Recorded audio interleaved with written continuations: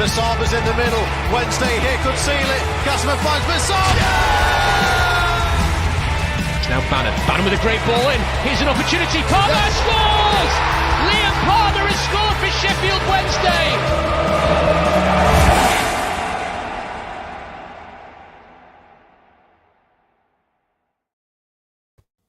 Play well, create chances, miss said chances, concede sloppy goal, rinse and repeat. We must be the most frustrating football club in the world. Maybe even the most unluckiest as well, but we'll get on to that.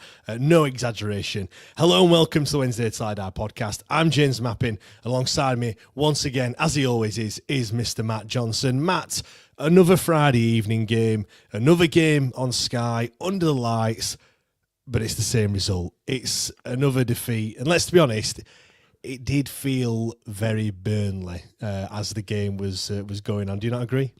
Yeah, I think it felt very Burnley. I think it felt very Coventry. I think it felt very West Brom, very Leeds. Yeah, you can just add basically anybody in the top six, James. It just felt very much like that. Oh, you know, lots of the. I agree with you about the Burnley comment. Lots of the early running. Oh, it sounds really bad. Ultimately, quality will tell. Yeah, it was just like missing chances, and I was like, I've seen this script play out kind of just 7 days ago. Do you know what I mean? You know, creating lots of chances, perhaps should have scored some of them. And then I turned and said to Steve, it was probably like half an hour in, I'm like, we're going to be 1-0 down at the break. I thought we'd hold on a little bit longer than what we did. I was like, there you go, there's the goal. It was just like, I could just see it happening. Like, we are just, I mean, I won't say we're really predictable, but maybe we are predictable. We just kind of seem to lose against these top sides. But yeah, it is what it is. Matt, before we get onto the football, I was sorting out the garage, found Xbox 360. I was like, I was just gonna get rid of it, and I thought, no, what? Let's see if this actually still works. Plugged it in. Got into the mix Xbox Connect thing, so the kids were wanting to play on like the dancing game and the bowling and stuff like that. So I pressed the eject button. What came out? FIFA. So I was having a bit of a play on. I think FIFA 16. I think it was. It was when you sent that to me, James, of like FIFA 16, and then had obviously the game up. I was like, oh my god! I ended up going down a rabbit hole. So this was the first one that I wanted to put for people who are in the chat. What was the first football video game you remember playing? Because my first one was FIFA 99 on PC, but I don't really remember that one. My first one with like proper affection is FIFA 2000 with that Robbie Williams theme tune. And then Andy Booth was a menace on that. Di Canio was a menace on that. Used to score some belting goals on it. Like, it was like you crossed the ball into the box and it was overhead kicks instead of headers. It was, what a time to be alive.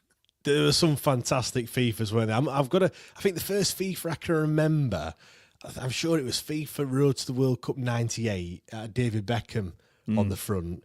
I can remember David Ginola as well. I'm sure he was kind of on like it must be on the intro screen or something like that. But I can also remember International Superstar Soccer Pro from Konami, which I think then turned into Pro Evo, I think. And I can remember, I didn't have that, but my cousin had that one. And I can remember just thinking, like, who are all these playing it? Not obviously, back then, like now, you kind of realise it's all to do with licensing and stuff like that. I'm just looking now, that game was 1997, and you could tell the graphics weren't great. Do you know what I mean? Like, you look now and you think, oh yeah, you can see that's Cristiano Ronaldo or whoever. Like, all you could tell was that the skin color and the hair color, and that was the only way you could differentiate between two players. It was football games have come a long way since then, haven't they? 100%, mate, because then I went back down an archive of like all of the intro videos to like FIFAs and stuff like that, and I was like, oh my god. Like, I remember being at school, and any time the ball come to me and I had a defender like on my back, I was like trying to do that Del Piero touch from the 2004 one where it's like a double touch off both his feet and stuff like that. Oh, it was unbelievable, absolutely unbelievable. So yeah, please tell us in the chat what your first memory of like football games were, or put it in the comments on kind of like, if you're not listening to it live or on any of the podcast stuff, yeah, please do. I had one. I'm sure it was FIFA 2003. I can remember it had Edgar Davids on the front of it playing for Juventus. Yeah. And I'm sure that was the one where the free kicks with like the arrow, when you could like, Yes. and what used to annoy me the most about it was that you used to get really good at one particular game of FIFA, and then next year it'd be totally different. So if you were good at free kicks and you just mastered them, it took you nearly all year to actually get it right. Yeah, the next game come along and you were struggling once again. But yeah, before we do get on to footballing matters, Matt, I just want to also say a massive thanks, to all of you that have watched or listened to that interview that Matt, yourself did with Simon, the face behind 1867 News, not to be mistaken by 1867 Group. Just shy 8,000 views on both YouTube and podcast downloads combined, which is absolutely incredible. So many good comments as well. We are going to be giving our thoughts and reaction to that on Extra Time, so you can go over to Patreon if you want to listen to that. But it came out really well, didn't it, Matt? So probably better than we expected, I guess. Yeah, 100%. I mean, I know you've said it, James, but I'd just like to echo a massive thanks to Simon, who came on. Like, I think the reason why, in my opinion, that episode was so well received by so many was the way in which that he spoke and the way in which that he puts across his views and the information that he had to share, really. It was so well thought out. And also, even if you have been skeptical, or even if you don't necessarily agree with some of the points that Simon was raising, I think the way in which that he put the argument and the way in which that, not the argument, I suppose, the actual discussion points and the way in which that he framed it, you didn't really have many places to go after it in terms of thinking, well, he's just, because, when we put, obviously, that the episode was going out, there was a lot of stuff in the comments, like really negative stuff about, like, why are you giving 1867 News airtime? This is all a load of bollocks and blah, blah, blah. I think the biggest tell of all of that was the amount of people that afterwards actually went, do you know what? Fair play. I hold my hands up. I had this completely wrong. I think it was a really, really good listen and really, really interesting to do so. And I think that is a mark of just, like how well Simon spoke on the issue. Surrounding kind of like the recent takeover stuff and the ownership as well. So yeah, it's just a massive thank you for him to coming on and giving up his time to do so. Yeah, like I said, I thought it was really good and, like I said, really well received. Let's get on to footballing matters then. It was Wednesday against Sunderland. Sunderland brought a fine following, which obviously they always do. Great to see, always good to see that away end full as it was on Friday. It was on Sky and everything, but that didn't deter the Sunderland faithful from travelling down. But yeah, the lineup was a little bit like this. It wasn't a little bit, it was definitely like this. Beadle in goal, Valentin, Ehekwa, Maxlow, Hatsuse, Charles Bannon, Ingleson, Gassama, Pato, and Windass. So it was 4 changes: Valentin, Hatsuse, Ingleson, and Pato. And the 4 that made way was Valerie Johnson, Armstrong, and Smith. Matt, clearly an illness has taken its toll. I know Danny kind of hinted to that in his pre-match press conference on Thursday lunchtime. Johnson, the only one from those that had, I used the word dropped on Twitter, and everyone just bashed me like, they're not dropped, they're ill. All right, missing, whatever word you want to use. Like I said, it was only Johnson that made it to the bench. But yeah, clearly it was maybe the side picked itself pretty much on Friday.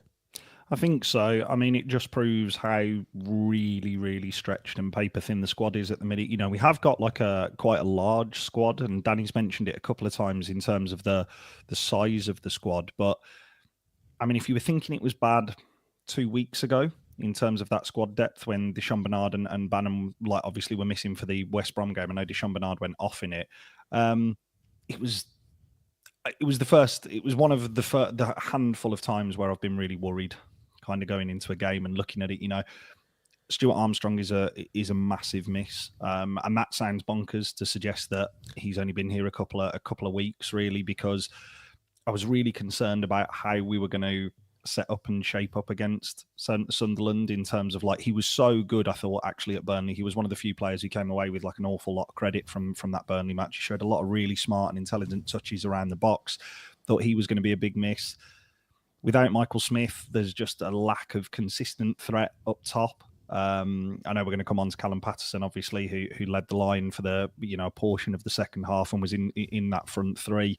But there was no one really to bring off the bench if you needed to grab a goal. And yeah, it was tough an hour before kickoff. I think looking at that and kind of seeing the stark reality of just where the squad is at the minute with the injuries, but also then with an illness kind of like going through the playing squad and the camp. It was a difficult lineup, I think, on Friday. But Danny was right. He said it in his press conference. The players who were put out on the pitch were certainly up for a fight.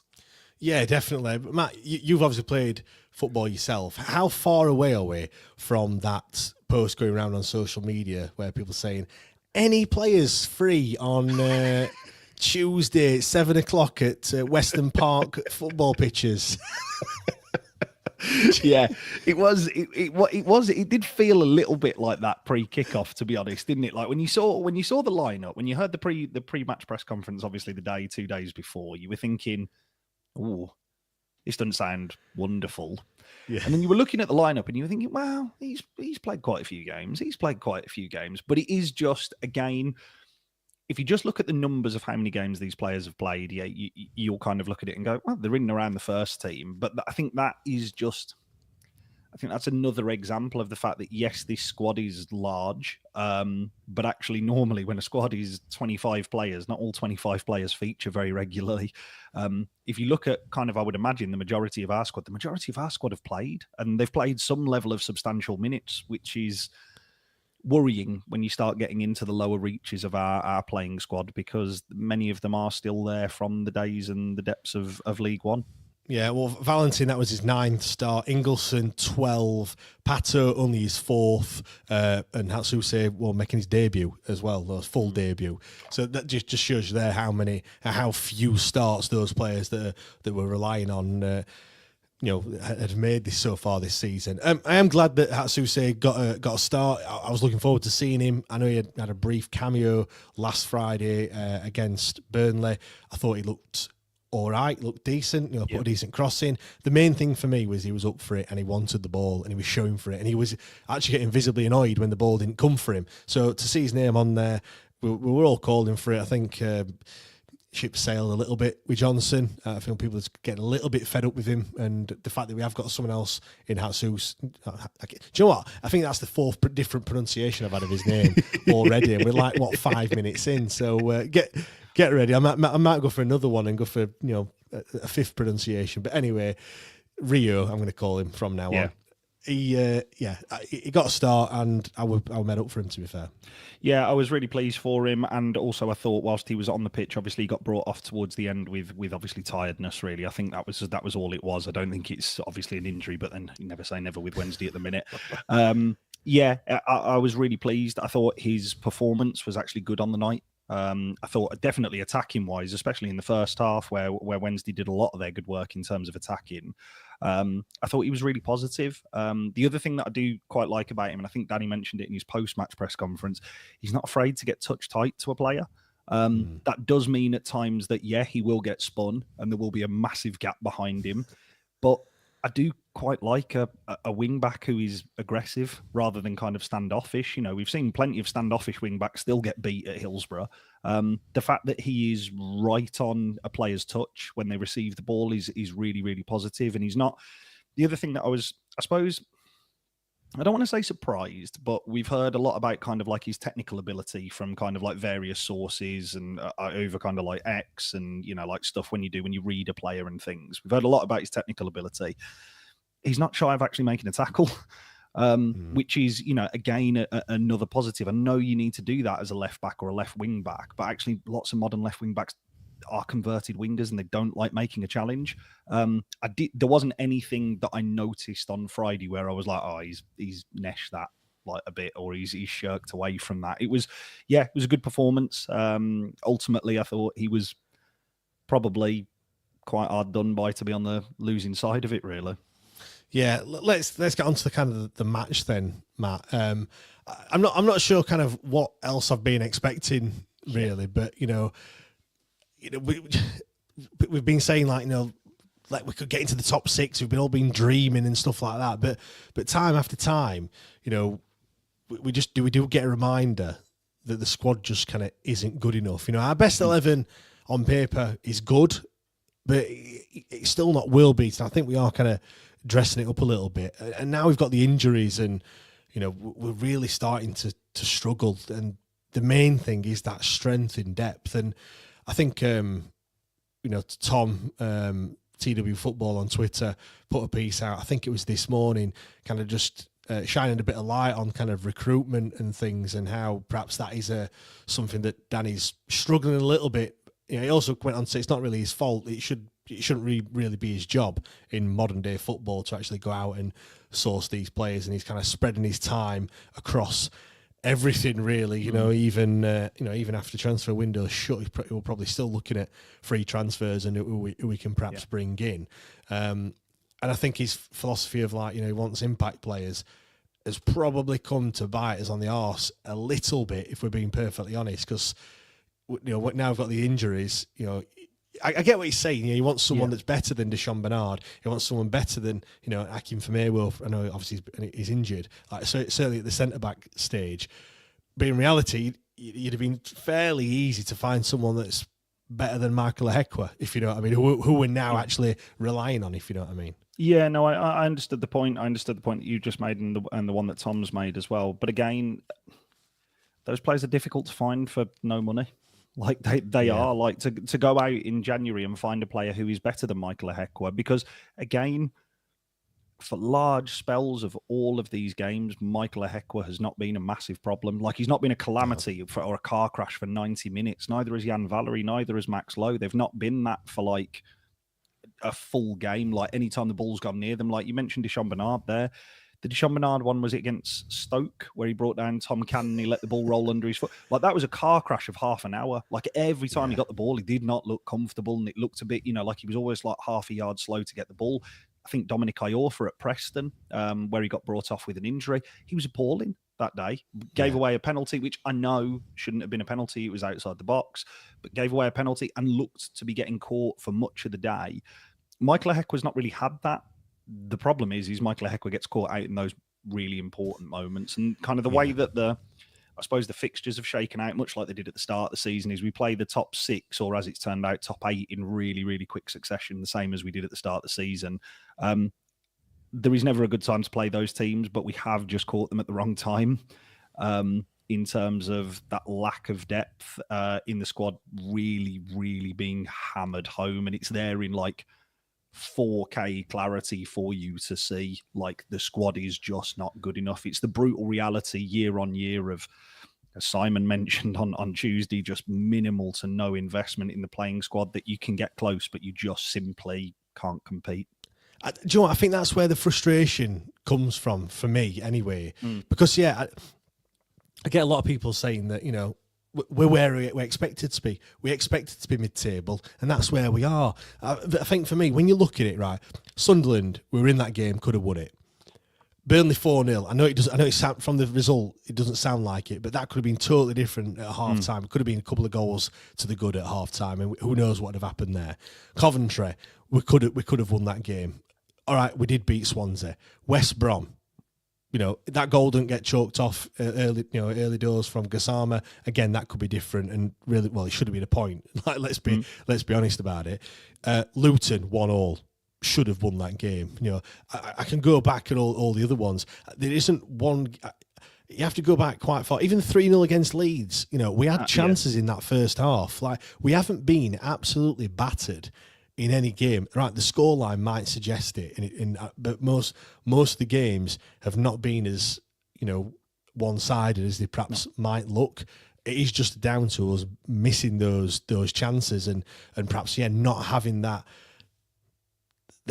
final bit of quality that we've got, and that's where the frustration comes from my point of view, and I think from most other people as well. Because you do get the people saying, like I said, what else you're expecting, and we are where we are for a reason, and squad's not good enough, and I get all that. It's just, God, so fine margins in all these games that we've had, and we just seem to be. It's coming back to that, me saying, are we the unlucky side? Like, I keep thinking we're going to absolutely batter someone, because I think everything's going to kind of fall into place like it did Plymouth on the opening game of the season. I'm seeing glimpses. I'm seeing really good football. The Windass chance, we'll come on to it later.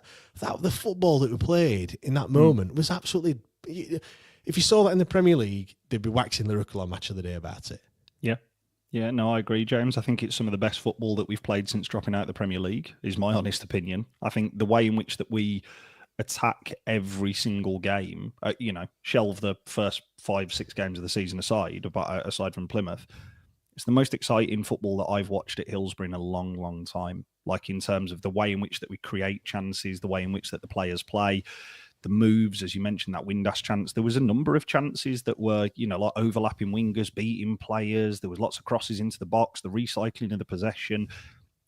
95% of what we do in a game is really, really good. And against most teams in this division, and I say most teams because most teams we do tend to get a positive result, particularly away from home. Most teams in this league we are good enough to beat.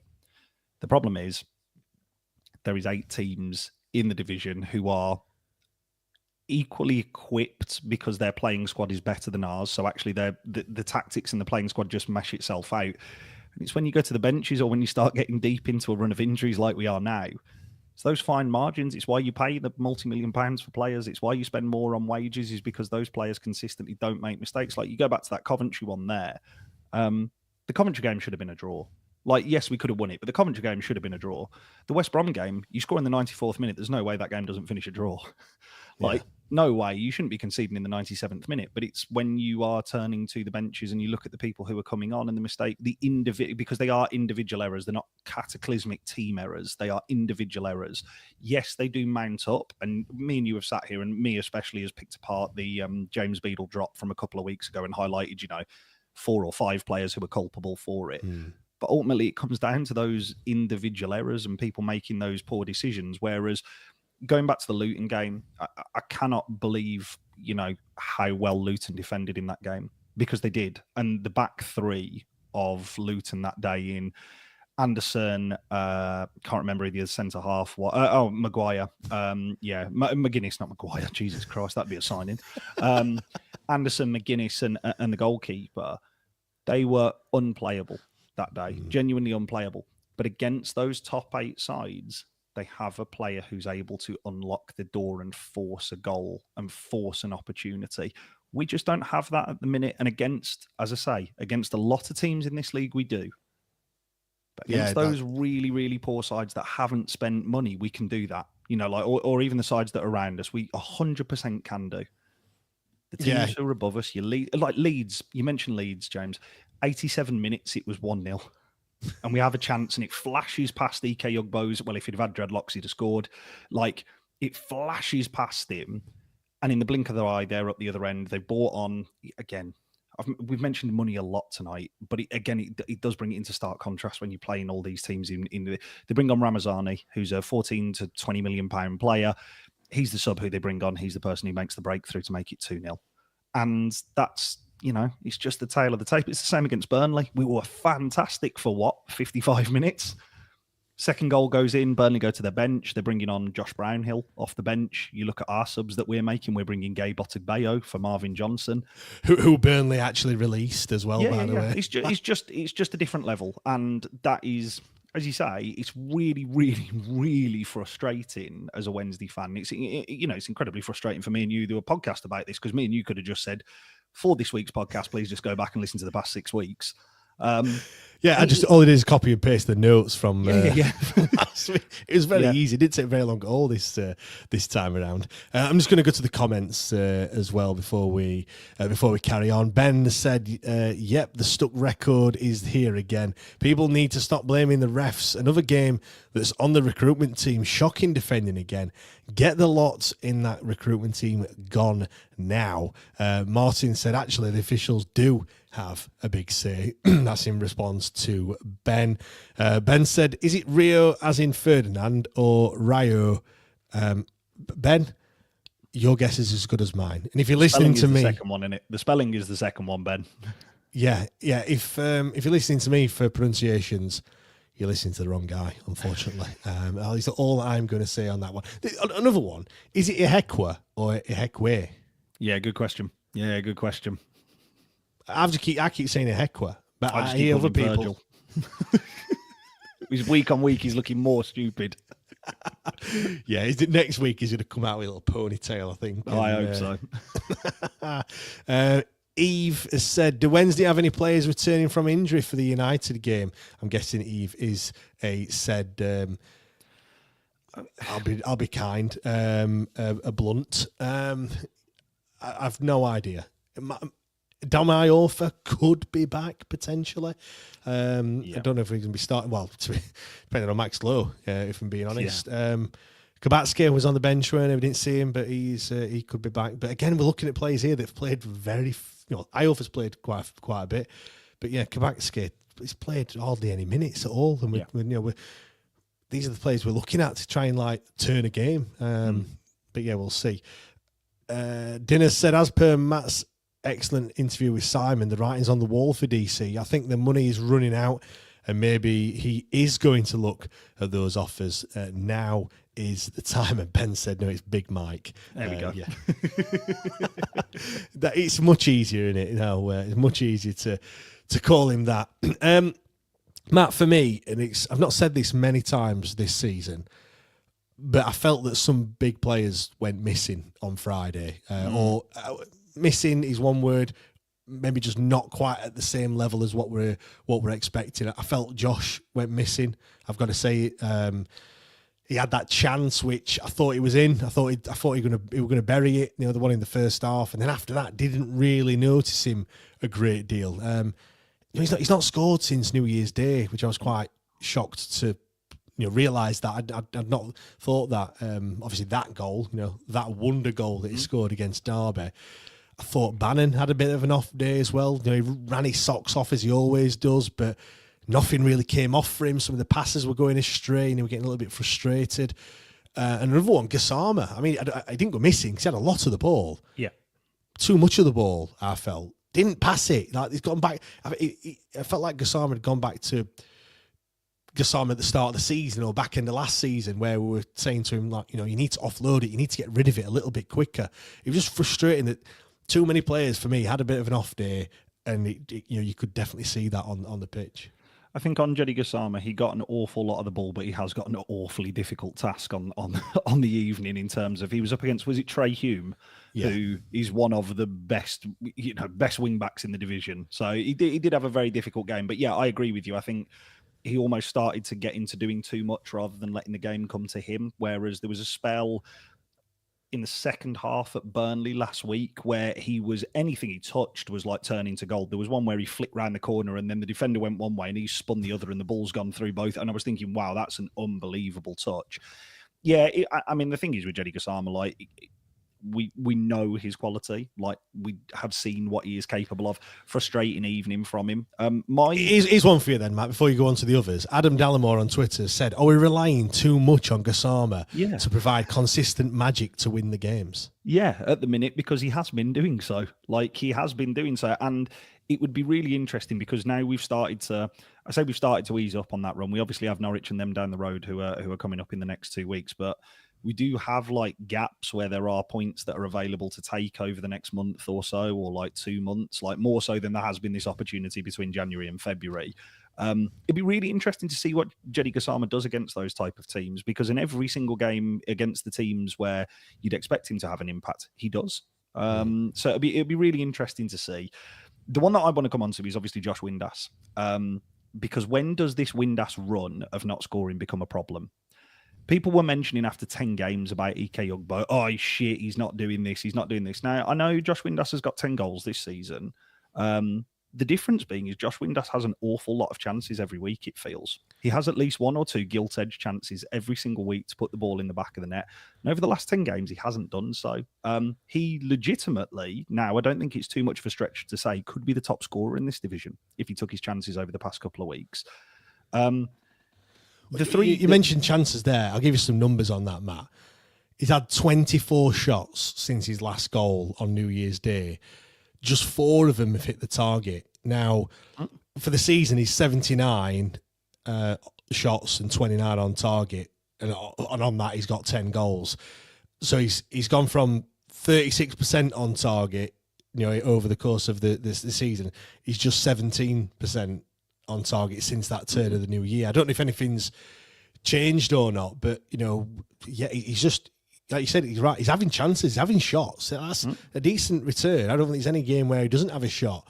But he's just not. Yeah, it's just not working for him, is it? No. And again, I mean, I've said it a couple of times on the pod this year.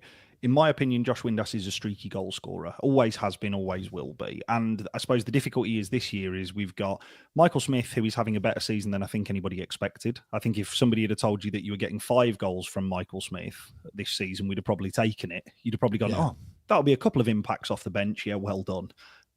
The fact that he's got to where he's got to is a huge credit to him, and he realistically should be pushing on as long as that illness clears up, kind of like over the next week or two. He should be looking to push on and get that into at least double digits before the end of the season. The difficulty, I suppose, with Josh Windass at the minute, and again, this is in a little bit of defence of him, he is probably feeling an awful lot of weight and responsibility on his shoulders to score the goals. Yeah. Where I think we saw the best of Josh Windass this season is where kind of like the pressure's off and it just feels like it's flowing to him easily. Like I mentioned that thing about Gassama and trying to go and force something to happen. It's felt like in these run of games against the big teams, like Josh Windass has tried to go out and prove something, and actually it's been to his detriment. And the game that I'd like to highlight for this is the Swansea game. Before he lays the assist onto Michael Smith, there were about 3 or 4 opportunities that he had in the first half and dragged every single one of them wide. Like really dragged them wide. And it's because he's trying to take the absolute case off the ball. Like he's trying to absolutely hammer it as hard as he can, rather than doing what he was doing against, I think the goal that he scored against Oxford away is a good example. Just getting himself into the right area and just guiding the ball into the back of the net. Nothing over the top, nothing flash, nothing this. Sunderland, the prime example. I know we're going to come on to the miss. The chance that he misses against Sunderland is 3 months ago, Josh Windass takes that chance. I'm certain of it. Absolutely convinced of it. Or he at least hits the target with it. We are seeing consistently week on week chances fall to this player, and he is not delivering the goods or scoring, or delivering them at the rate of, 1 in 3 before this run of 10.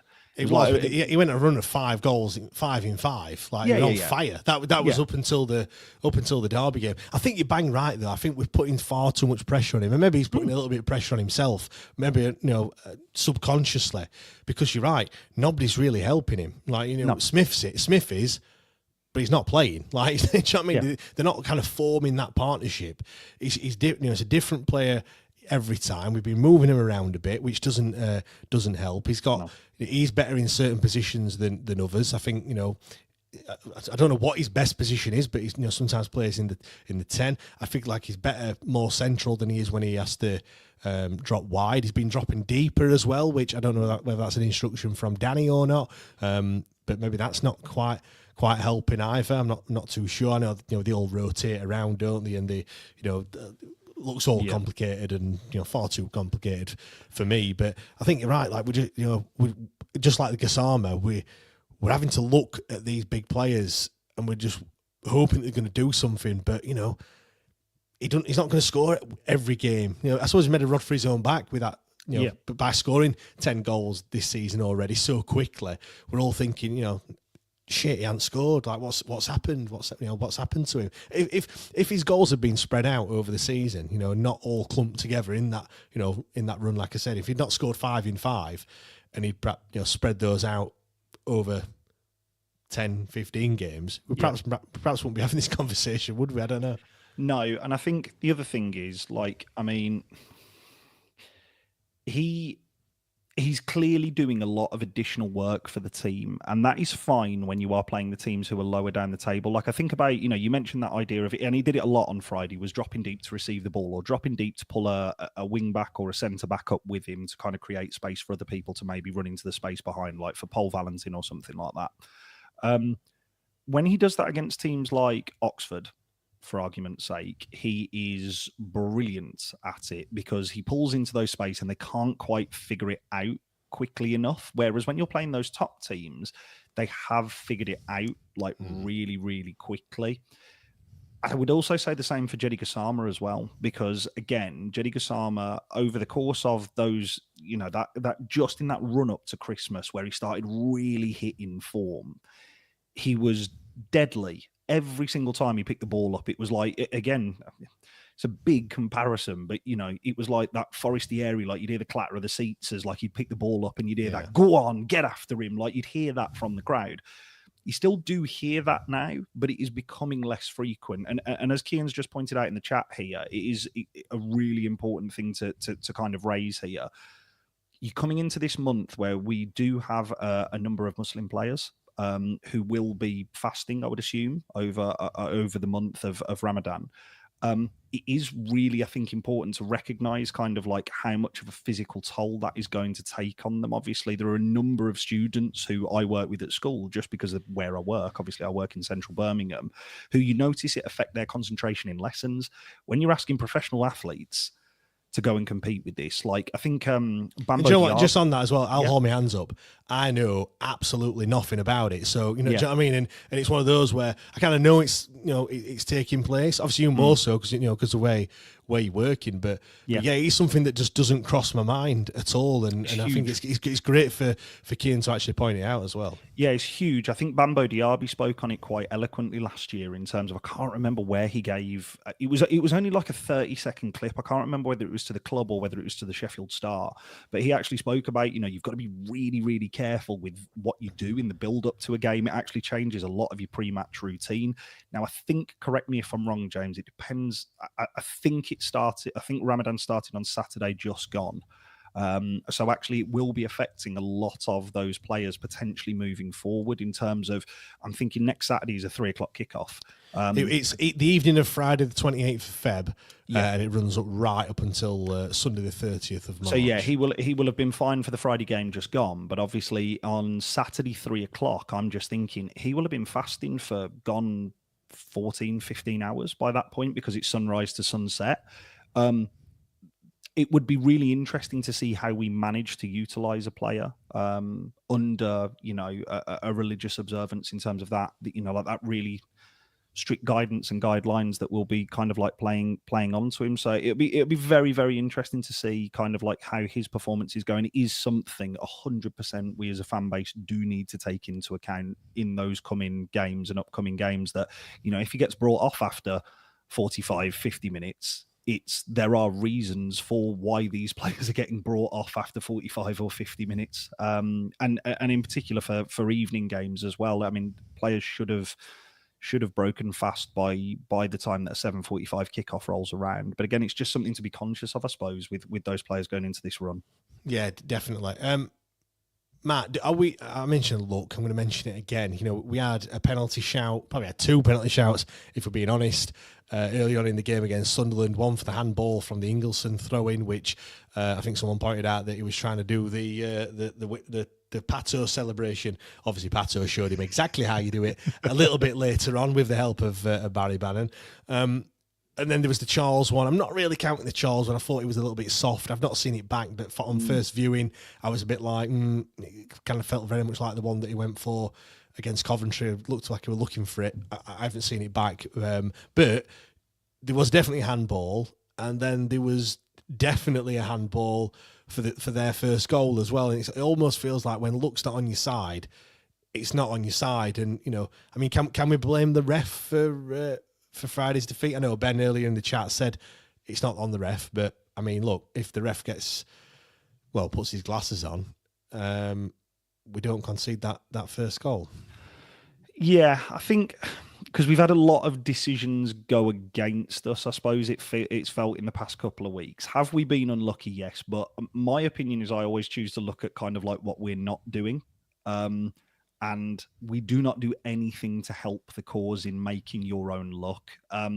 If you take the handball and the Charles incident, those two incidents that you've just described there, both of those sit in the category of seen them given for me. Like, I think on first glance, unless you were half a yard, I think it was difficult to tell that it hit a handball for the throw-in that came into the box. I think because there was two players so close together, I think it was hard to tell.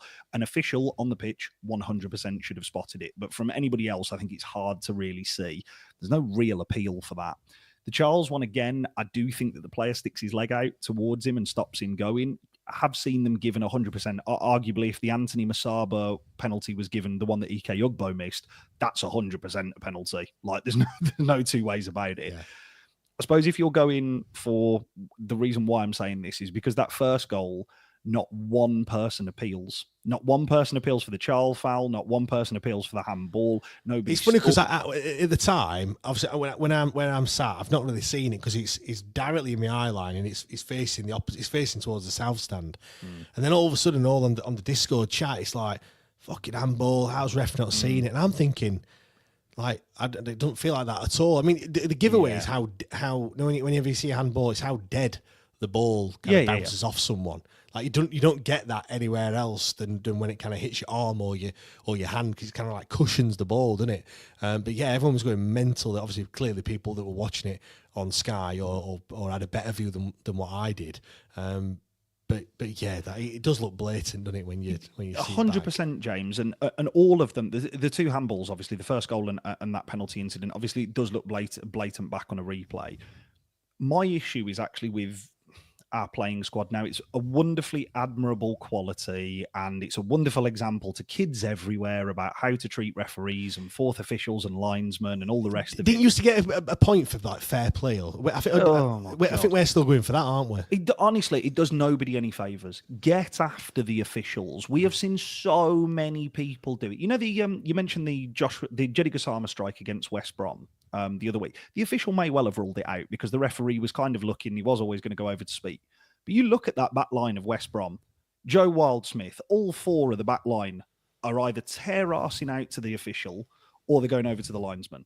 Nobody's just stood there kind of like waiting for somebody to make a decision for them. They are pressurising them to make a decision. Now, the standard of officiating that we have seen in the Championship this year is absolutely appalling because we've seen these two handballs on Friday.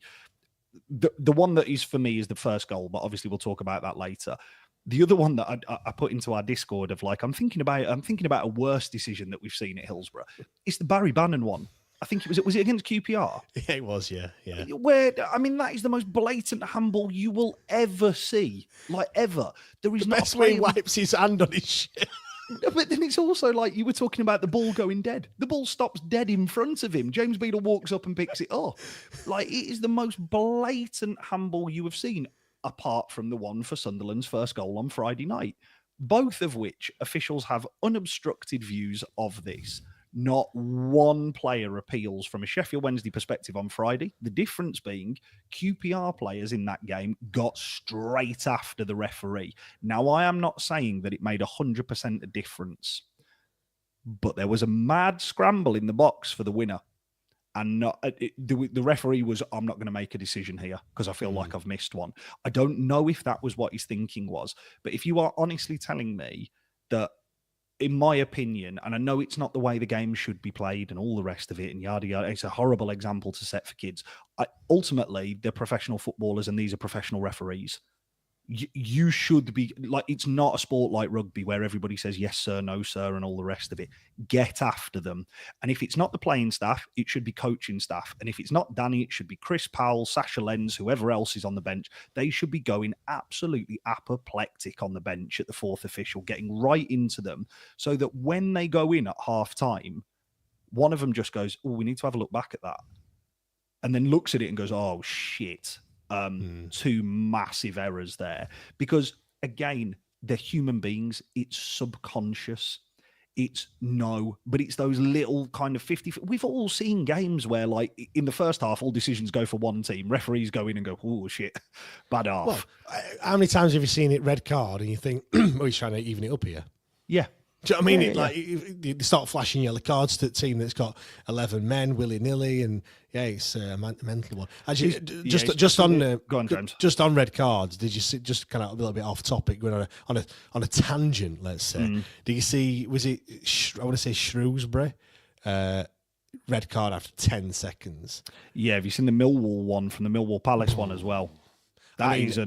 I hope. I don't know if anything's been said about Mateta or not, but I hope he's all right because 100%. He just took his head clean off. Didn't it? Really, like, Jesus. And the best thing about it, it went in for red, wasn't it? Initially, No, but I suppose just going back to that point there, James, that you asked about the question at the top of are we just unlucky? No, I know you're not a big believer in this of luck, even in itself out over the course of the season. If it does, fuck me, we are going to get some rate luck from between now and the end of the season. Yeah, but you say that. I would argue the Bannon one, the Masaba penalty, which was missed against, was class that. That was just class. All of those are shit decisions. We have had a lot go against us this year. I'm thinking Luton away with the with Carlton Morris handball and blah blah blah. We have had a lot go against us this year, but again, we have also had some pretty shit decisions go for us. My own personal belief is just on Friday night in particular, you knew the ref wasn't going to make a decision unless he had to, and that was obviously proved with their first goal. Make them make a decision, force them into it, because if you do that, the worst that is going to happen is you're going to slow the game down and somebody's going to take a booking for it. As long as it's not Shea Charles over the next couple of games, I don't give a shit who it is. Yeah, maybe this is for someone in the Discord to have a look through. And if we had VAR in the Championship, would we be better off or worse off in That's a good question. in the games that we've played? Maybe you're right. Maybe it does even itself out, and you look at it and you go, actually, yeah, we've had as many good decisions or wrong decisions go our way than we have the opposite way. But it'd be interesting anyway. Matt, more injuries. Yeah. When you think it couldn't get any worse, I mean, we concede the goal, which is bad enough, and then Max Lowe doesn't get back up. By all accounts, it's concussion, from what people have said. Pato then pulls up as well. So we've conceded a goal, then one player's gone off. Then we've a defender as well. Not like we haven't got any at the moment. And then our kind of only goal threat that seemingly that we have in the game scored a goal, buoyant mood. Then he limps off and goes off just before the hour mark. I mean, we've talked about strength in depth already. It's poor at the best of times, but these injuries are just going to cost us, aren't they? I mean, I hope Max Lowe's not out for a while, because Pato had a concussion and it took him forever. I know he then picked up another injury as well, but you know what I mean. The Max Lowe one is a real problem. One misjudged ball aside, that also the opposition player also misjudged the ball because he handballed it. I thought personally he was exceptional on Friday night up until the point where he had to go off. He was brilliant. I thought he was really good, commanding again up against a difficult and offering a lot of problems for a forward line in Sunderland. I thought he was really good. I would go as far to say, were it not for us having Shea Charles, I think he'd be a contender for Player of the Season this year with the amount of rotation that he's had. I think it was unfortunate, the nature of the injury that obviously he received, because he's trying to make a tackle and it's almost because his body gets lodged in the turf and it snaps his neck back.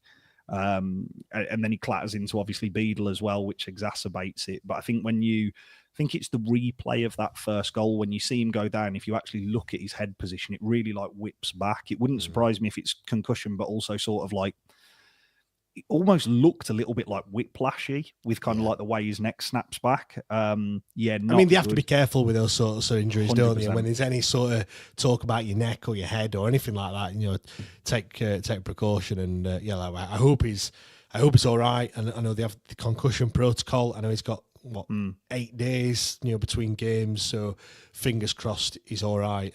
Because he's going to be a miss. As much as he's not a centre back, he's been thrust in there. Not only just a left centre half, he's been playing centre half in a 2, which again it's against someone who in Michael Ekwa, not really going to give him a load of help really. So I think he's done. I think he's done tremendously well. I'm going to skip a little bit on, but I want to ask kind of where it went wrong. I'll read a few tweets out in a second, but it is just the same old, not converting chances. I thought, as we mentioned, a few players just had that off day. Danny's also looking visibly frustrated. You obviously see it, he sits just down in front of you, opposite from where I am. I see him, when we miss chances, he's getting really frustrated, plonks himself down in the chair, and he's like, his hands are going on, and I think he kicked a water bottle. I think I saw him, as well. When I think it was that Windass chance when we missed that one. And has he got an attitude problem? Just by the way, James, Danny kicking water bottles, because we all cited that about Josh Windass. Has Danny got an attitude problem as well now? Maybe. I think there was the other one when Pato kind of almost wanted to walk the ball into the net. He was getting he kind of puts himself down and he looks over to the guy who's got the laptop out watching. I've no idea what he's watching. Maybe the interview with Simon or something like that. I've no idea. But you know, 3 points from our last 5, it puts us 22nd in the form table. There's only Derby, Oxford. They've got less than us with 2 and 1 point respectively. Like, it's not good enough at the moment, is it really? No, and my issue is with it. It's just the same players, and that is, as we've spoken about, it's a squad depth / investment issue. As boring a rhetoric as that sounds, we know Big Mike is. It's not Big Mike's fault that he just simply isn't cut out for a top 6 in the championship race. Like, Danny let him know in October, November, December that he was surplus to requirements here. We all knew that going into the season as a fan base, but now we're asking him to do it, and some are surprised that he can't, and that he's caught ball watching or caught getting outmanoeuvred by centre forwards week in, week out. It isn't James Beadle's fault that he's had more centre-back pairings in front of him than maybe any goalkeeper in our modern history. The players have been overperforming all year up until now, and they were overperforming for much of last year, especially the back end of it, and now they've just run out of gas. The point that I did a little bit of research on this earlier, and to hammer that point home, between October 2023, when Roll arrived, to yesterday, so when the games finished yesterday, we've taken 96 points, James. There are only 7 teams above us. All have been in the Championship: Leeds, West Brom, Borough, Sunderland, Norwich, Coventry and Bristol, who have performed better than us. Most have player traded. All have spent money in excess of £10 million this season alone, some north of 30. All are above us. All had stronger squad. All of them are above us in the league at the minute. All had stronger squads to begin the season with, and yet here we are with some fans still wondering why we can't compete. It's just... genuinely, to me, it does just at times really, really puzzle me as to why people are surprised that this happens. And again, I suppose it is just the nature of the run. It brings up the stark reality of kind of like when you're playing a lot of the top 6 and 8 teams in quick succession. It just hammers that point home, and it just feels like it's a battering week on week. But I think it is really, really difficult in terms of pinpointing individual what's gone wrong, because there has been so many individual errors from those particular players, just time and time and time again. And it is really, really difficult. Just for those of you who are listening through a podcast medium, James has disappeared. So what I'll do is I'll just dive into pull up some of the comments here just to talk about these while James just frantically is scrabbling around his spare room trying to sort out everything to do with his camera and his computer setup. But yeah, Kevin in the chat has put kind of, oh, here he is. Kevin in the chat has put, regarding goals, our main problem is supposedly our number 1 striker for the season has delivered 0 goals in EK Ugbo. Yeah, I 100% agree, Kevin. There's no more defensive kind of side of it from me. He's having a really, really tough time of it. I'm sure this isn't how he wanted it to go, but there's an example of where it's gone wrong, 100%. Gary has also put in the chat surrounding Jedi Gassama and the conversation that we were having earlier about is Gassama Muslim. Yeah, he posts about it quite regularly and has done in previous seasons.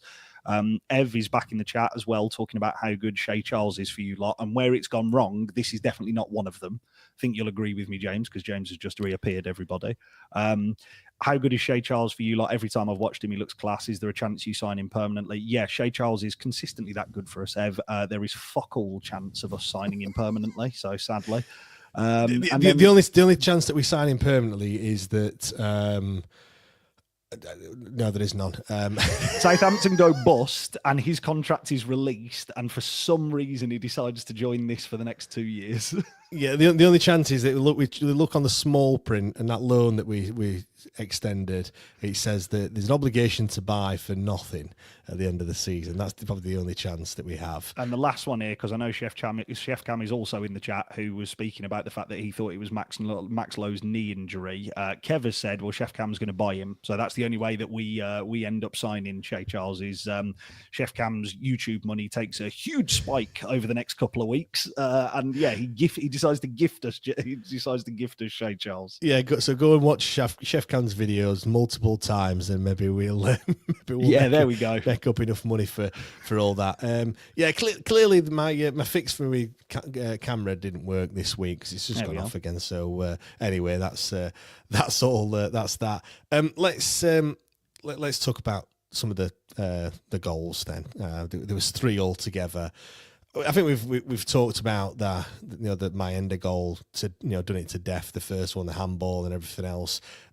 1-1, Callum Patterson. It's funny because we come out for the second half, and I'm like, I said to Steve, like, look, we've got Patterson leading the line. Like, we're trying to get into the playoffs, or we were trying to get in the playoffs, and this is where we're at. A bit like Chef Cam and him thinking it was, Max Lowe's knee. What do I know?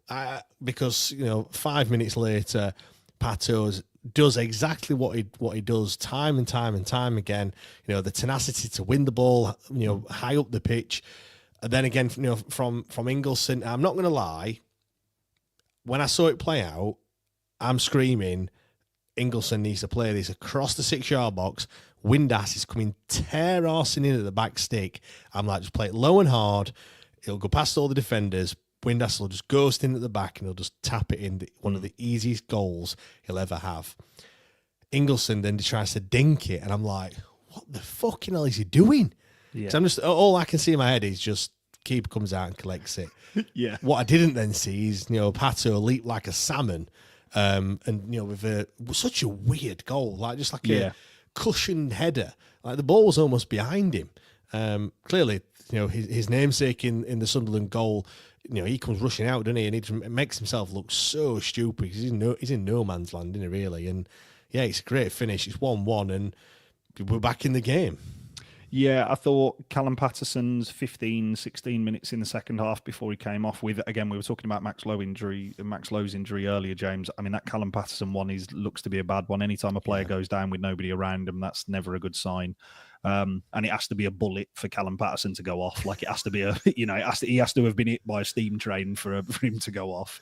I thought it was great work from him initially. I thought it was a good change from Danny at halftime because, again, nicest will in the world if you're wanting somebody to press and harry defenders, that ain't Josh Windass. It's just not his game. Great work from Callum Patterson, the initial closing down. Really good from Svante Ingleson to nick in front of people. Good work to get out wide. Again, bizarre choice of ball into the box, like really strange ball into the box. The Sunderland defender actually in front of Svante Ingleson gambles and plays for a cutback, like he tries to cut back off the passing lane. And it's a great header from Callum Patterson. Really, strains every fibre of that grey head of his to just dink it straight into the net. Again, there's been a lot of criticism for James Beadle in the past couple of weeks. If that had happened at oh my goodness me, can you imagine? We'd still be going on about it now, like 4 days after. God, that would be just add it to the list. He's shit. Get Pierce Charles in there. All the rest of it. It was a poor decision from, it's Anthony Patterson, isn't it? Who was in goal for them, who's also come in for a lot of stick over the past couple of weeks after being touted as one of the best goalkeepers in the division. It just goes to show that it can happen to anybody. But yeah, really, really good header. Great pressing from him. Wasn't how I thought we were going to score on the night, but yeah, all round, really, really good goal. Well, you know what? Nearly I won't say carbon copy, but the chance came from very, very similar football. Pato again, a little bit later on. Again, that tenacity that you always see. Again, wins the ball high up. This time it comes to Ingleson and he's more central. Drives into the box. I'm right behind it. Hits it. Absolutely smashes it with his left foot. And I'm, where I'm sat, like I said, right behind it. It's going top bins. And it's a great save. I mean, one for the cameras. I mean, I think, as much as it's a great save, I think that's one where, keepers do like it. If you know what I mean, they do the bread and butter for any decent goalkeeper. It did look good. It was a great stop. It was coming at him at some pace. Had that gone in, look, this is what I mean about kind of the fine margins and in the games. That goes in, it's 2-1. We end up walking away with no points, and that's how difficult it can be sometimes. What did you think to Ingelsson, by the way? Because I thought it was good on the whole, and I think that's kind of we haven't seen much of that. I mean, I know he hasn't played a great deal either, but if you can put those sorts of performances in, Daniel might have a bit of a headache as to who plays in the middle of the park. Yeah, I agree. I think it was a performance of the ones that you kind of thought you were going to get from him over the course of this season. Where Flat sadly, to deceive Annie a little bit. A little bit, yeah. But I think that's probably down to a couple of things, James. Like, he's new to the league. It is a step up in quality from the division that he's been playing in. I think it's probably quicker. That it seems to have taken him by surprise how quick the league is, and it seems to have taken. I think we often definitely forget as Sheffield Wednesday fans. Like, you hear Premier League clubs talking about, it's going to take him a while to adjust to the league. When do you ever hear a Sheffield Wednesday fan say, might take him a year to get up to speed with this, because this is a huge step up? No, they've got to come in and they've got to hit the ground running straight away. Just because he's, played Bundesliga's VAR and has been playing in front of 40,000 each week, like, we automatically think that that's it. They're going to just make that step up. I thought it was a really good he's played Serie A, don't forget. Yeah, I mean, wonderful. Jerry Gassama's played Liga with Messi, but he doesn't make it so, does it? I thought he was really, really good on the evening. But again, similar to, I suppose, Paul Valentin, it's like a 1 in 6 that it seems to be from Svante Ingelsson. Like, the last game that I thought he had a real massive impact on in a positive manner was Middlesbrough away on Boxing Day. Before that was Coventry away. Yep. Before that was the first game of the season. Those are the 4 that I can pull up as like, yeah, he's really done something in all of those games and looked really positive. The other ones he's come on to, maybe a few nice touches, maybe a couple of good, a nice couple of sprays of the ball in terms of passes. But again, just not done enough. And as you say about that strike, it's a wonderful strike, really cleanly hit ball. It's a very nice height for the goalkeeper. If he drills that low, I think it causes the goalkeeper a lot more problems than it did. There is an option for him to lay the ball off to Windass before he decides to, because he chooses, doesn't he? He chooses to drive into the box and then realises he's not got the pace to beat the defender. Yeah, I mean, like I said, had that gone in, it would have been a wonder strike as well. Yeah. We're not buying Charles. Chef Cam's looked in his pocket. He's got 10 bob and a piece of string. So it's more than Chancery, that. Deal is off. 2-1 then, Mayenda. He's only scored 6 goals this season and 4 have come against us. It's funny, actually, I was doing the Sunderland pod and they asked me kind of, in the game that we play, who have you been most impressed with? And I said, I know it's probably not one that Sunderland fans are really going to pick, because I know he's not played a great deal and not really scored many goals either. But I said Mayenda. I thought he looked great against us, got 2 against us, looked really sharp. Surprised he's not played more football. And yeah, it happens every time. Any player that I pick out just seems to pop up and score a goal. So I'm going to stop doing it. I'm just going to decline. I'm just going to say, no, I can't, no comment or something like that. To be fair, James, I think either me or you could have scored at least one of those 4 goals that he scored, because how poor were we defensively against them both? Like, for both times we have defended him in particular appallingly. Like, don't get me right, he gets his look for the first one, but this second one, the goal to make it 2-1, is just... those are the ones that have you like sat there going, well, that is just shit. Like, it's one of the ones where you have to watch it back, because you see it happen and you think, how has he got there? Yeah. Obviously, you see it, and you're watching the guy that's taking the cross, so you're not really looking at who's going to pick it up in the middle of the box. Yeah. But like, when he's crossed it in, it's a great cross. Let's not take anything away from it. But you look and you think, free header, 6 yards out. Like, where the fuck are we defending? Yeah. And then you look and Big Mike just gets it just lets him go, doesn't he? He doesn't know where he is, and he's like all 6s and 7s, and he's not going to miss from there. Bullet header from 6 yards out. Yeah, I've seen people criticising Beadle. To be fair, I thought our goal you could probably criticise Beadle for as well. To be honest, yeah, why not? I mean, I looked at it, and as you say, like the thing that was so puzzling is obviously watching it live. You going, how the fuck is he that free? And it was just like, oh well, that's nailed on certainty. When you actually go back and watch it, the errors just start so much further up the pitch. So initially, obviously, Ingleson commits the foul. And that foul, I think, is because the player's turning away from goal. I think it's the type of foul that a player commits to try and get us back in some sort of shape because we are all over the shop, like genuinely all over the shop. Going back to that point about doing the horrible stuff, first mistake is nobody stands on the ball. Usually that's Josh Windass. Josh Windass is great at that, but Josh Windass is 5 yards away. Nobody does it. So your first mistake is nobody stands on the ball to stop and taking a quick one because Sunderland were doing that all evening. Like, if they could, they were taking a quick free kick, okay?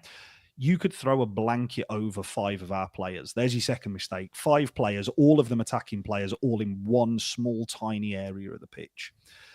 The player who gets fouled gets up and just plays the ball quickly back to the centre half. Ingleson's talking about like the ref and talking about the fact that it's not a foul. And our entire left-hand side is exposed because Gassama and Josh Windass are both stood in the right wing position. There's your third. Ike Ugbo, again, I've given him a lot of defence on this. You won't hear any defence offered by me on this one. He's sauntering back. His back's to play. From the difference between what we saw from Callum Patterson, who is a player who does not have the level of technical ability that Ike Ugbo has, to when Ike Ugbo came on the pitch on Friday was stark. Like, really stark. The application, the work, the dedication. I'm not saying he's not trying. He's just not doing it. Do you know what? He runs really quick up to a player and then just stops.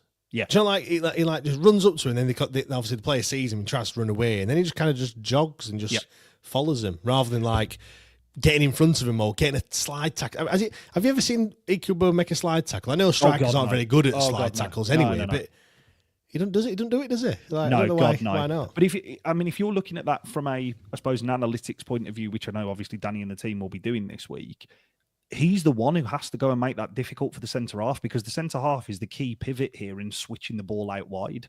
Because if he's right in his face, he forces him to go back where the ball's come from. He's not. He's got his back to play and he's kind of like jogging, half pace jogging back. So there's your fourth mistake. Then the players, so like the ball's switched on, the only one who is sensing danger, what a shock, is Barry Bannon, who immediately realises, oh shit, we have a massive overload of 3 players on the right-hand side, which is why they've played the ball there. The result in that is Bannon's kind of screaming at people to get over, but there is nobody there because there's him and Hatsuse. Again, there's no pressure on the ball into the box, and again, it's a free header 6 yards out. As you mentioned, anybody moaning at James Beadle, the fact that he should do better, if you are wondering it, freeze it at the exact moment when Mayenda heads that ball. The ball is 6 yards out and you're as bad as Michael Ehekwa, who also makes a gesture as if Beadle should have come out and claimed it. No chance on earth. Ball comes from 30, 40 yards and is placed pinpoint to the edge of the 6 yard area. No, it's a great header, great delivery, really simple goal. So annoying. That is it. Annoying. That is the key word there. I'm going to read some of the 3-word match reviews out. If you want to get involved, well, it's too late for this week, but certainly get involved for next one. At WTID Pod is where you need to go. Neil said rinse and repeat. Gareth's gone for Burnley on repeat.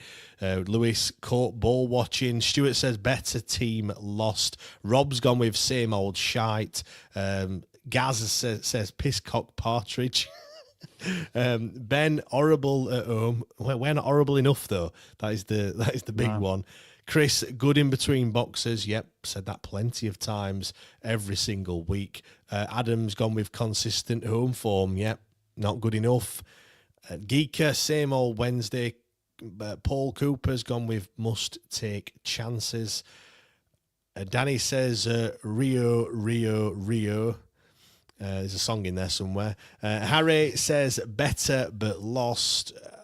Otterly Bermuse, Groundhog Day.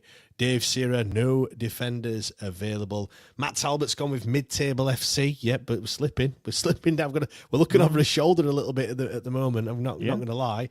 Alex, awful defending again. I'll read a couple more out. Dex gone with so predictable. Jim says sell the club. And George, I don't advise this, but he says, "Where's the bleach?" Look, I don't think it was that bad, George.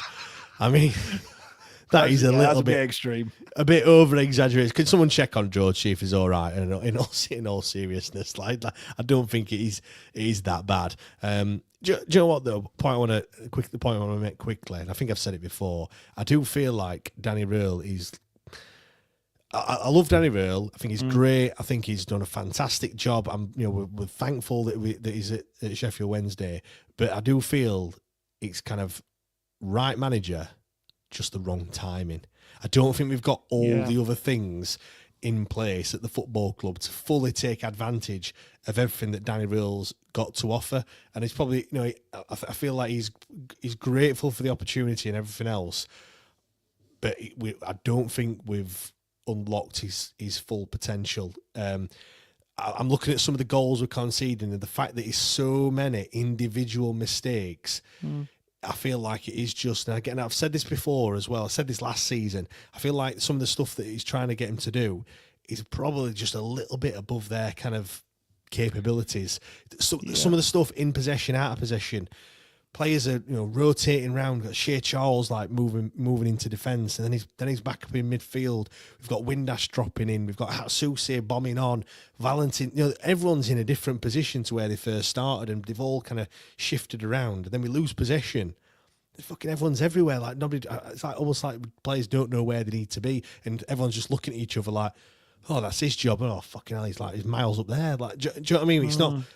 I don't know. So I just feel like sometimes it is just a little bit of a lack of understanding, and then it's before you know it, you've conceded a goal, and you're like, "Oh fuck, this shouldn't have done that."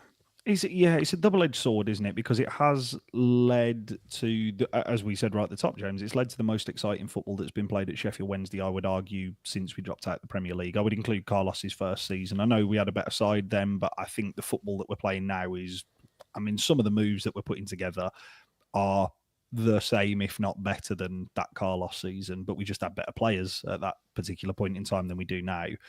The trade-off to that is, my question back to you would be, is any good manager capable of success at Sheffield Wednesday in the current setup? My argument is no. Because that's what I mean. Like, if we had just kind of an average manager, I always go back to, and people are going to be turning their nose up to this, but I'll go back to, if Darren Moore continued to be the manager, he would have got us mid-table fairly comfortably just by playing his brand of football, and would have just kind of ridden on the crest of the wave that we'd had with all that positivity. That, like, kind of then the end of last season when Sheffield Wednesday are mid-table, I know he might not have been available, but for me, that's the point then when you bring in a Danny Röhl type manager to then take you to that next level. I know it's not happened like that, and I've just seen Martin said here, never a wrong time to have Danny Röhl in charge. I'm not saying that he should never have been managed. I just feel like he hasn't been given the tools available, and he's never going to get them at Sheffield Wednesday. I can't see a point where, unless there's a takeover or something like that, I can't see a point where he gets given the money to do what he wants to do. I understand what you mean. I think if, say for argument's sake, Danny had to come in this particular summer just gone, I think the outcome would have been pretty much the same. Because, and again, we've mentioned it loads of times. James and Simon obviously mentioned it on Tuesday on that pod. We have a ceiling because we don't spend money. The ceiling is pushed with Danny in charge. The ceiling is definitely pushed. A month ago, me and you were sat here going, "Whoa, could we be? Should we look? How silly do we look now, Matt?" Yeah, 100%. But that is as a result of the manager and the playing squad executing that plan against the teams who are expected to be lower than us in the division. Because we have, what is it? We've still only lost one game? Is it one or two? Is it one or two games to teams who, at that point were underneath us? Like, do you remember that stat that was like being bounced around of like, we haven't beat any of the top six, but everybody who's, we haven't beat anybody above us or something like that. Preston have beaten us 3-1 at their place, Yeah. and Luton have beaten us 2-1. Okay, at so their 2. place. Yeah, we've lost. That is it. Obviously, we're sat 13th at the moment. So you're looking at QPR, Preston, Swansea, Pompey, Oxford, Stoke, Cardiff, Hull, Luton, Plymouth, and Derby. At home, we haven't lost to any of those. To be fair, we've only beaten 3 of them. There has been 5 draws, but but then you look above and we've beaten Norwich, West Brom, and Coventry. They're the only sides that we've beaten that are above us. And from my personal opinion, I just think with this level of life support investment that the club is on, in terms of from a playing squad and wages and transfer budget perspective and all the rest of it, this is the ceiling. This is it. Like, this is the ceiling, and I think it was one of the other reasons why, again, I know we're going to talk about it on extra time, but why I was so pleased to, have that discussion with Simon on Tuesday is because it does feel like if there is going to be an opportunity to get out before you have to go back down to League, because we're not going to go up. The only exit out of this league currently with this level of investment is through the trapdoor again. Like, it's not upward, is it? Like, it's not. Danny can stay next season. Danny could have another 11 new players all on free transfers again in the summer, and we all get very excited about a kit announcement and the fact that somebody on the club's social media has clearly discovered what like TikTok editing is and all the rest of it, and we all sit there going, "Oh my God, we're going up as champions." Fan zone's open. Zone's open. AstroTurf is back out, and all the rest. There's no rats in it anymore, and all the rest of it. Anyway. And then, of course, we'll be here again next season, having this exact same discussion. So the reason why I think it was the stuff surrounding kind of like Simon and that takeover talk was really interesting, because if you are the chairman, this is your time to get out now. Like, this, legitimately, this is it. This is your, and I know this is a discussion for extra time, and I know I'm stepping on our toes here a little bit. But this is the time now, because also you've got the manager in charge. If you start initiating those discussions now, there's a good chance the manager might still be here when and if that takeover happens within, 6, 12 months or whatever. If you go 18 months down the line, it's my personal belief that in the summer that there will be 2 clubs who come in for the manager. One of them being Southampton, one of them being Leicester. Leads perfectly into this comment here, Matt, from another Matt. Why we're so adamant Roll won't be here next season? He's already planning next season and already seen good vibes. He's now getting on with DC. Yeah, so is Darren Moore. Like, again, and that's, again, I know it's a completely different scenario. It's just my personal belief. I mean, Leicester will be looking for a new manager in the summer. 100% Van Nistelrooy. Southampton will be. Southampton will be looking for a new manager in the summer. I know both of those clubs have only just bought a new manager in. Leicester have got a longer get out with Van Nistelrooy, whereas Southampton's manager signed an 18-month deal, which I think was very telling. That will probably have a relegation release clause in there as well. And where do you think Middlesbrough might be looking for a new manager if they don't get promoted? I think that's a possibility. And you look and that'll be an upgrade on us 100%. At the moment in our current position, if you know what I mean.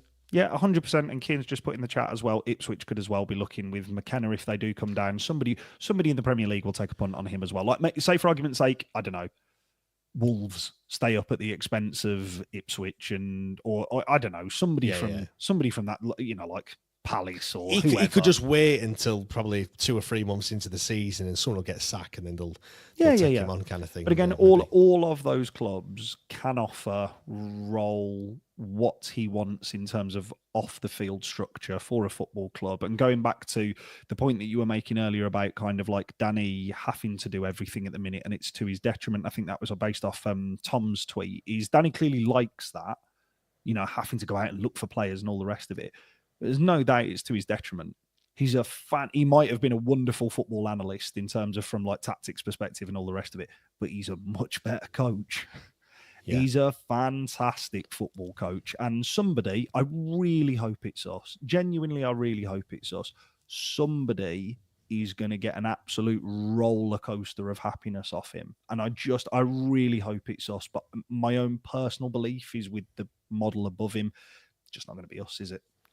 Yeah, let's before we talk about upcoming games, I just want to read this question from Wigan Owl on Discord. He says, would you be more pissed off with Danny Rill staying and having no money, or Danny Rill leaving now and a new manager getting loads of money to rebuild in terms of funds? Great question. First one. I'd be more pissed off with Roll staying and having no funds. Whereas if Roll leaves and there's a load of fun. And when we're talking a load of funds, this squad needs a rebuild. You're talking 30 to 40 million. Like, to make it competitive at the top end, I'm not just talking about a rebuild because you can do that on 10. To make it competitive at the top end, you need 30, 40 million pounds worth of investment into this playing squad, is my personal belief. You could get a you could get a Frank Lampard to do that. Yeah, I agree. Like, because if he stays and it's just the same, it's, what we expecting to be any different? Yeah. Do you know what I mean? It's just going to be the same season where we're just frustrated at not converting chances. We might do a little bit better. We could also do a little bit worse as well. It could get found out or something. But yeah, you're right. Like, money can work wonders, can't it? It can make someone who's not quite got the right acumen. If you get the right sort of people and sort of players in through the door, they can make a manager look absolute, worldy. If you know. Lampard at Coventry, Lampard at Derby, Lampard at Chelsea. Lampard had no money to spend at Chelsea, but world-class players who they'd spent fucking fortunes on over all the years previous. Coventry have got a really expensively assembled squad. I know they'll go, oh no, we haven't really spent much because we've sold players, but yeah, you've still paid a lot of money for players. And Derby, they had Mason Mount in the Championship when he was a world beater and a really expensively assembled squad. If we spent that type of money on this squad, I'm fairly convinced in saying this, why don't we just make it a full Lampard-Gerrard debate and go and get Steven Gerrard, and I'm sure he could manage that. Like, do you know what I mean? Like, I'm not saying please go get Steven Gerrard. Please don't do that. That would be fucking stupid. But that's the type of thing that I mean. Yeah, exactly. Right, let's talk about upcoming fixtures. Just to read this comment out as well. Matt's interview with Simon was world class. Simon does like to talk, but I believed all that was said and made me think what a hole we are in. That's from John. Just want to say as well, we are going to be talking about that on Extra Time. So go over to patreon.com/WTID pod and sign up. Free trial as well, so no reason not to. We were going to talk about ticket prices on here, but alas, we've run out of time. Not just yet, but we're going to be running out of time to talk about that, so we'll roll that into Extra Time as well. Hence the name, disgusting. Extra. Yeah, short answer, disgusting. Yeah, we'll put a bit more meat on that. Yeah. Don't worry, but hence the name Extra Time, of course. Right, Plymouth coming up next. They've played City yesterday as we record this in the FA Cup. They took the whole of Plymouth, I think, to Manchester to sit in that away end. And oh God, how far it was that they had to travel! Oh my God, let me get the violin out again. But yeah, they don't live so fucking far away from everyone. I know, exactly. It's Mileage FC come out again. Well, they've got to travel even further on Tuesday because they've got to play Hull, which is a huge game for them at the bottom. So yeah, getting further in the FA Cup doesn't quite help. I mean, they'll tell us, they went 1-0 up at the Etihad. Been there, done that. Yeah, it's only week. Happy New Year. Yeah, we've also been 0-0 at half time, but we'll not tell you how the second half went. It's better if we don't. To be fair, but yeah, they're playing their rearranged game in midweek. So again, as I mentioned, they've put a strong side out this weekend. They're going to have to field the strong side against Hull if they're going to have any sort of aspirations of staying up this season. That's a huge game for them. Yeah. Big 6-pointer. So if there's ever a time where we're going to get a win at home park, because it's a long way. I know I've just bashed them for saying it's a long way, but it is a long old way down there. Now is probably it. I mean, you have to go back to 2009 for the last time that we won at home park. Marcus Tudgay with a brace, and Richard Wood, remember him? He opened the scoring in a 3-1 win. But yeah, I suppose if there's a time to play them, it's got to be now. They're going to be as tied as they're ever going to be, if you know what I mean. Yep, 3-game week as well versus our 2. Well, it's not even 2, is it? It's 1 because our game was Friday. 3-game week against a side that has got 1 but has got a lot of injuries. Should be beating them. No two ways about it. Like, you can talk. I mean, me and you have sat here and I've defended the squad and the coaching staff, saying they've had a really, really difficult run of fixtures in the games you'd expect them to win. They haven't lost, or they've won. Like they've drawn or they've won. Got to beat this lot. Got to beat this lot on Saturday, and then you are going into nobody's going to talk about the fucking Norwich game because you're going into the second biggest week of the season for us. Do you know what? this is exactly the same as last time, isn't it? You know, we played Norwich just before we played them lots. It was like, we're not even interested in that game in the slightest. I mean, just onto Plymouth again. They have got a new manager, Miron Muslic. What a beard, by the way! Wow, what a beard! It's great, isn't it? It's a fine specimen of a man. He's clearly blessed in the hair department. He's not follically challenged. No, not like myself. We seem to. There's a lot of what is it with these managers in the Championship? Just look like good-looking managers that we've got now. It's there's a quite a lot. To be fair, you've got a look of Milan Muslic. I need a bit more point to the beard, James. I need a bit more sort of like, cause he's got that like really strong V-shaped beard. I think I'll let it grow for a couple of weeks. I'll give it a go. You need to get to the Turkish barbers and get it a little bit shaped up. I know beforehand you were saying you've been booked in at the barbers, so maybe ask for the Muslic look. They might look a bit blank, but just show them a picture and they'll know exactly what it is. What point were I making? I've no idea. Plymouth weekend 1-0. Well, form. Don't be silly. It's not going to be 1-0. We're going to concede. Just on the form as well. You know, last 6, 1 win, 1 draw, 4 defeats. That's us. They're, like I said, they're slightly better. 2 wins, 3 draws, 1 defeat. They've got a win against Liverpool in there. They've got a going ahead against Man City in there as well. But I do feel like, you know, if they're looking at games that they're going to target, obviously they're going to look. You know, they were looking to do something decent at Man City to put on a good show for the whole of Plymouth that travelled up there. The one against Hull, just looking now, the 3 points behind them as it stands at the moment. Obviously, you know, they can go level with them and be. Would they climb out on goal difference? No, they won't. They're minus 32 on goal difference. Christ Almighty, Wayne Rooney, did all that damage, but they can go level on points with Hull, go above Luton again as well. So again, they're going to look at that game and go, we need to win that one. They're probably not really looking at us. I know it's at home for them, but us coming on at the weekend, if anything, they're probably going to think, no, what, we probably won't get a great deal out of this one. Let's just move on to the next game. So yeah, I've the 23rd in league, like we've got to go there and we've got to beat him, because the other thing as well is we need to stop this little rot that we've got, because we're now that's 3 straight defeats.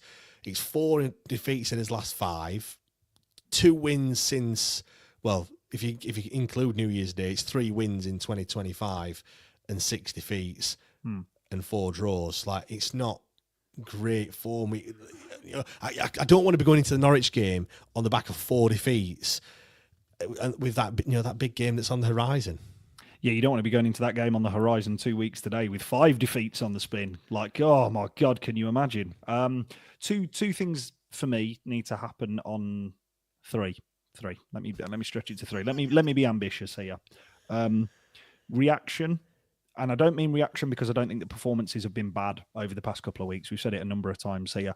I think we just need the same level of performance that we've seen over the past couple of weeks, and we'll have more than enough to beat Plymouth. Secondly, somebody's got to take the goal scoring mantle. Someone's got to step up. Josh Windass, this would be a great time for you to rediscover that touch. Bannon, it would be great for you to hit a 30-yard zinger from outside the box. Hey, wouldn't it be wonderful to have Shea Charles score? Oh, we haven't had enough of them. And the third Joe, he's going to score and he's going to rip his shirt off. Yeah, that was where I was coming next. Is the third point is for the next 2 games, I don't want to see Shea Charles making a tackle. I want to see him. Well, to be fair, against Sunderland, nobody's made a tackle the way they just ghosted through. But the other thing is, this is tentative, James. I think he'll be playing in the defensive line against Plymouth, because who else have we got? Like, genuinely, who else have we got? You've lost Max Lowe. Shea Charles went into that back 4-5. You'd imagine Jan Valery is back from illness, unless it's something really serious that keeps him and a number of others. Could be man flu, mate. Could be a real killer. Yeah, well, if it is, I'll see you in the summer. But yeah, honestly, I would love to see him go through the next 2 games without a booking, and then after that, it doesn't matter what you do, kids. Like in that 1 2 weeks today, do what you want. Get a booking after 2 minutes. Like, nobody's going to give a shit. But like those next 2 games, him managing through those next 2 games are crucial. It'd be nice to see Dominic Iorfa get some minutes over the game down at Plymouth. just from a perspective of easing him back in, because again, we could really use him over the ones that are coming after that. And Chef Cam has got it. Ultimately, to seal off the wish list there in the comments, Chef Cam has put Sissoko off the bench to steal 3 points at Plymouth would be the ideal script. He's coming some big criticism already. Oh, it's ridiculous, James. From my perspective, it's ridiculous. It's a player who arrived injured, who's had 3 cameo appearances for us. Does he look fit? No. Does he look like he's been carrying an injury? Yes. Has he had much of the ball in attacking areas to see what he's got? No. He's played. Yeah. How many minutes has he played? 45. Oh, shit. Absolutely terrible. Write him off. He's terrible. Send him back. What a waste of money. I'd like to see him play. I'd much prefer to see him start than Olaf Kubatski. Hey, you know what? He's got the best passing accuracy at the club. 94.4%. Yeah, maybe it's 2 passes. He's made 2 passes. I don't know how you get 94.4 off 2 passes, by the way. You're the teacher, I'm not. So not maths. Fuck that. You wouldn't want me doing anything to do with maths. But yeah, like I again, go and put in a win. Put this to bed. Yes, you'll concede. Just get that 80 system a minute in. Like, just let them score from kickoff. Just get that out of the way. Where's that meme? That woman that's outside South Stand. Where she put ball in goal. Yeah. That's what we need. Wednesday people. That's the one. It's a classic. It's a great one. Bless her. I wonder what she's doing now. Yeah, maybe she's listening to this podcast. If you are listening to it, let us know. Just so we know. Nothing else. Yeah. Just we'll get you on the pod if you're there, if you're out there, or if you know that woman. Maybe she's not even a Wednesday fan anymore. Who knows? I've no idea. It's a long time ago. It's got to be at least 10 years ago, maybe even longer. Oh yeah, longer. 100%.